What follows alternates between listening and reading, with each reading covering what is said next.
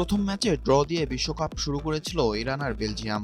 নকআউটের ticket কাটার লড়াইয়ে মুখোমুখি হয়েছিল দুই দল। ম্যাচের শুরু থেকেই চলল আক্রমণ প্রতি আক্রমণ, তবে সোনার হরিণ গোলের খাতা খুলতে পারেনি কোনো দলই। রোববার ২১ জুন বাংলাদেশ সময় দিনগত রাত ১টায় যুক্তরাষ্ট্রের ক্যালিফোর্নিয়ার সোফি স্টেডিয়ামে জি গ্রুপের ম্যাচে মুখোমুখি হয়েছিল দুই দল। বেলজিয়াম ইরানের এই লড়াই শেষ হয়েছে গোলশূন্য সমতায়। টানা দুই ম্যাচে ড্র করে দুই দলই এখন অনিশ্চয়তায় আছে নকআউটে ওঠার। ম্যাচের শুরু থেকেই দুই দল আক্রমণ পাল্টা আক্রমণ খেলতে থাকে।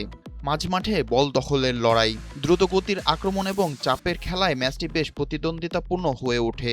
তবে ফিনিশিংয়ের দুর্বলতার কারণে গোলের দেখা মেলেনি। বসুন্ধরা টিস্যু, অশুদ্ধতার বিরুদ্ধে এক বিন্দুও ছাড় নয়।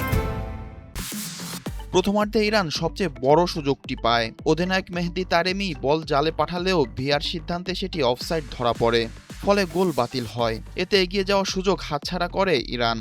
অন্যদিকে বেলজিয়ামও কয়েকটি ভালো আক্রমণ তৈরি করলেও ইরানের সংগঠিত রক্ষণ ভাঙতে পারেনি। দ্বিতীয়ার্ধে বেলজিয়াম আরও আক্রমণাত্মক হয়ে ওঠে এবং চাপ বাড়ায়। তারা একের পর এক আক্রমণ চালিয়ে ইরানের রক্ষণকে ব্যস্ত রাখে। তবে ইরানের গোলরক্ষক আলী রেজা অসাধারণ কয়েকটি সেভ করে দলকে ম্যাচে টিকিয়ে রাখে। বিশেষ করে খুব কাছ থেকে নেওয়া একটি শট ঠেকিয়ে তিনি ম্যাচের অন্যতম সেরা মুহূর্ত উপহার দেন। ম্যাচে ৬৭তম মিনিটে বেলজিয়াম বড় ধাক্কা খায়। নাথান এনগয় লাল কার্ড দেখে মাঠ ছাড়লে তারা ১০ জনের দলে পরিণত হয়। এরপরও বেলজিয়াম আক্রমণ থামায়নি।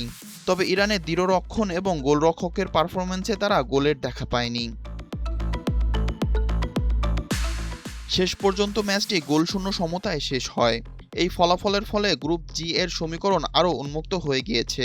বেলজিয়াম তাদের শেষ ম্যাচে নিউজিল্যান্ডের মুখোমুখি হবে, আর ইরান খেলবে মিশরের বিপক্ষে।